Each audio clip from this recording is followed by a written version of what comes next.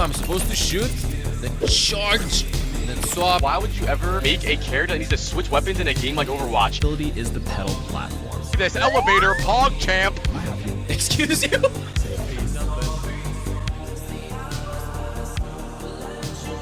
How hard could it be? Him around the map anyway. I am the lizard queen! For this, and this. And then these. I have 12 fucking bosses. I have 12 fucking bosses.